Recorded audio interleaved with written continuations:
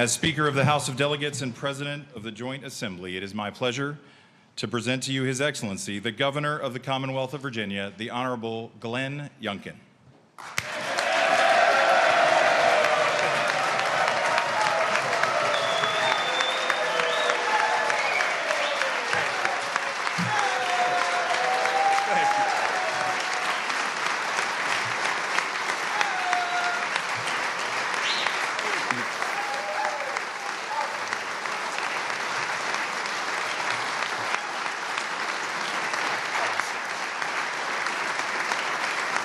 Thank you.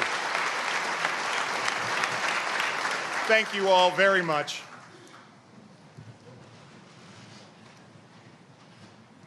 Well, good afternoon. Standing here before you and looking around this room, I'm struck by the history that's been made in this very place, the People's House.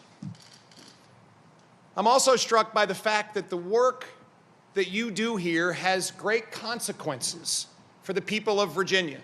And so it is today as we gather here. Mr. Speaker, Madam President, Lieutenant Governor Earl Sears, Chief Justice Goodwin, and the Justices of the Supreme Court, members of the General Assembly, and my fellow Virginians, today we begin anew, all of us, together. After years of fractured politics, a deadly pandemic, lives and livelihoods lost, soaring mental health and incidents that have woken us all up to the challenges that this pandemic has caused, including drug overdoses, rising crime rates, ever-increasing costs for housing, food, and fuel. Virginians have sent us here to turn the page. They came out in record numbers to make their voices heard. They chose a new vision for the future. Today, I want to speak to that vision and begin our partnership to address the priorities of the people. I've enjoyed getting to know so many of the members of these two legislative bodies, both Republicans and Democrats. You've invited me to your homes. You've shared meals with me. We've done community service together. And I thank you for that. We are all part of Team Virginia. And as I shared on Saturday, we can take inspiration from Dr. Martin Luther King Jr.'s life, which we celebrate today.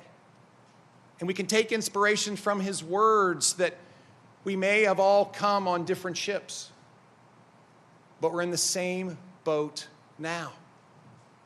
The work we have to do together, we must start today.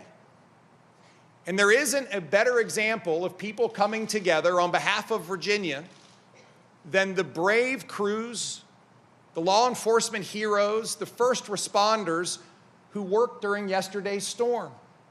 They worked in the freezing cold, ice, and snow to keep our streets safe, to keep the lights on, and to keep our hospitals open. Before I speak to the work ahead, I want to recognize someone who has traveled with me every step of the way. She inspired me to live a life of faith as a younger man.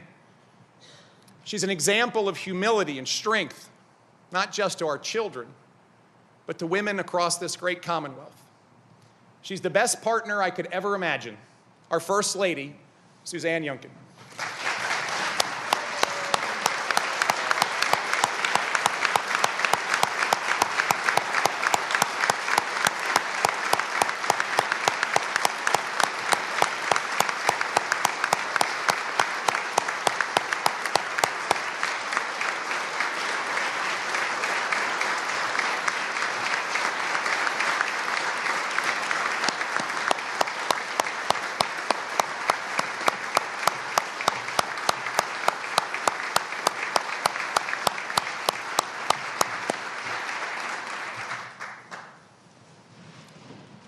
After years of campaigning at diners, senior centers, schools, housing projects, courthouses, even pickup basketball games, I've taken the measure of our people. I've found them to be resilient, optimistic, and courageous. I've listened to their hopes and concerns, to their dreams and fears, their stories of inspiration and their stories of tragedy. Some cried on my shoulder. Some prayed over me. And some spoke bluntly, maybe a little too bluntly at times. Almost all expressed a desire for Virginia worthy of the ambitions of its people. I come here today to echo their clarion call for change, to form a government that works for ordinary citizens, that's a catalyst for opportunity and not an obstacle, and that addresses the kitchen table concerns of working families that are real and mounting. It's been said that all great change starts at the kitchen tables across America. You see, that's where families talk about what matters to them. It's also where parents discuss their worries about stagnant wages in the face of rising expenses, caring for an elderly parent, which I've done twice over the last 4 years. They worry about trying to find a way to save for their children's future. I want to share with you something that I know we all have heard from voters. They're genuinely concerned that the cold halls of government are disconnected from the cold realities that families face while sitting at their kitchen tables every day. In that respect, we shouldn't misconstrue record revenue for government as economic success for Virginians. The view from the people whose labor generates those tax receipts is quite different from the talk in Richmond. They see an economy whose growth has stalled at less than 1% for the last 8 years, with household incomes stagnating over the last year as the cost of living has skyrocketed. They see declining schools. They see violent crime reports dominating the news. They see record low labor participation. They see small businesses struggling. And they see government failures and encroachments on their liberties.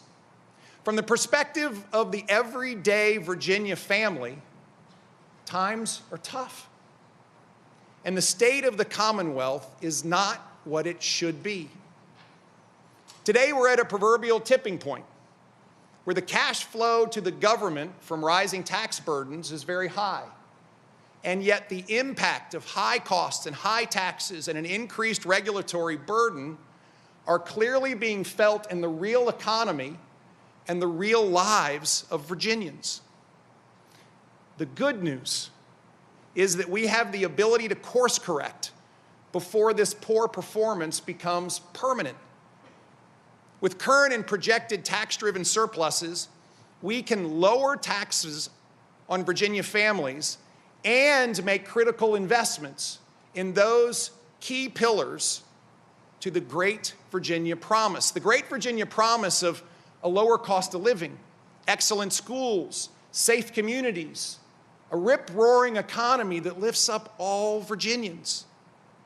To do that, I'm asking each of us in this body, Republicans and Democrats alike, to come together, to rise above the Richmond of division, special interest, the small and parochial, and to usher in a sweeping vision of change, and to put this Commonwealth on a pathway to prosperity.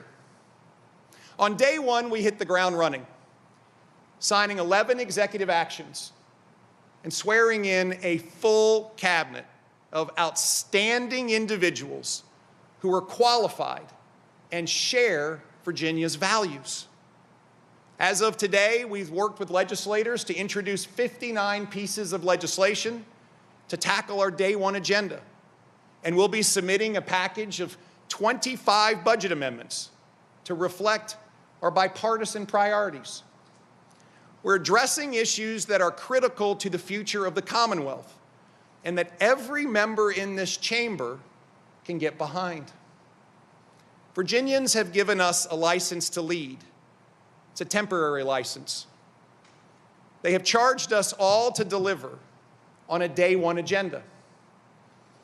We know on some issues there'll be deep disagreements, but I believe this chamber is big enough for us to talk through our differences, and there is more that binds us than divides us. For we all share a common goal: to leave a better Virginia to our children. After the last election, liberty-minded Americans are facing a difficult question. What do we do now? We do have a plan to stop them. This is the only plan that bypasses Biden and Congress to save the republic. Sign the petition at conventionofstates.com.